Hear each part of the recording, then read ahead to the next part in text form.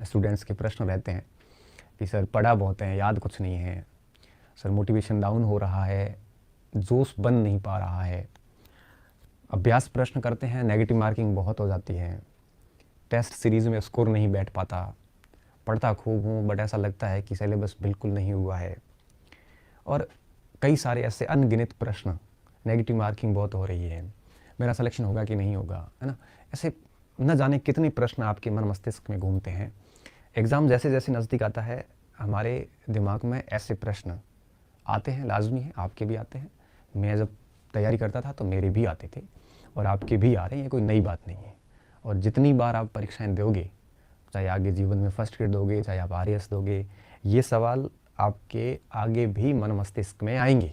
आप मान के चलना, आप ऐसा मत सोचना कि ये पहली बार आपके साथ ऐसा हो रहा है या भी हो रहा है, आगे भी होगा। तो ये एक नॉर्मल प्रोसेस है, ये चलता रहता है, ठीक है। इसको ज़्यादा लोड लेने की आवश्यकता नहीं है, ये दिमाग में सभी की होता है। राजस्थान का ऐसा कोई स्टूडेंट नहीं होगा और ना ही ऐसा कोई स्टूडेंट रहा होगा जिसको ये लगा हो कि मुझे सारा सिलेबस कंठस्थ है, मेरी तैयारी पूर्ण है। ऐसा कोई स्टूडेंट ना है, ना कोई रहा होगा। अगर कोई रहा होगा तो झूठ बोल रहा होगा, क्योंकि मार्केट में झूठ बहुत चलता है।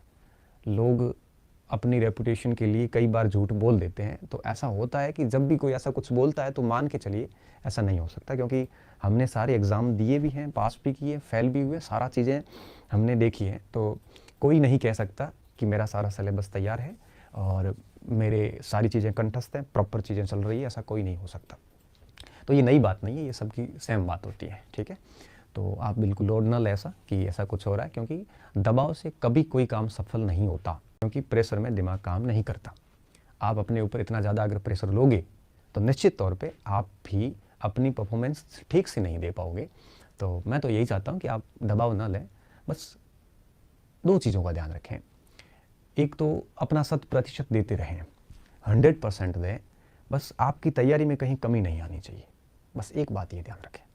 और दूसरी बात, आप जुनूनी पढ़ाई करें, जो पागलपन वाली पढ़ाई होती है। जैसे मुझे याद है कि जब मैं अध्यापक भर्ती परीक्षा, वरिष्ठ अध्यापक वगैरह की जब तैयारी करता था या जब एग्ज़ाम देता था, तो एक एग्ज़ाम की मैं बात बताऊं, जब मैं पढ़ रहा था, पढ़ते पढ़ते 12 बज गए, 1 बज गए, 1-2 बजे तक पढ़ाई कर ली, 2-1 बजे आंखें थक गई और सो गया। हालांकि जो सीरियस पढ़ता है उसको नींद ठीक से नहीं आती, क्योंकि उसके दिमाग में फिर वही ख्याल घूमते हैं जो उसने पढ़े होते हैं। तो 3-4 घंटे बाद वापस उठ गया, 5-1 बजे वापस उठ गया। वापस उठते किताब तो उल्टी की हुई होती है, उस जैसे ये किताबें ऐसे रखी हुई होती हैं, उस किताब को वापस खोला और उसको वापस पढ़ना शुरू किया। 2-3 घंटे और पढ़ा, फिर नींद आ गई, फिर सो गए।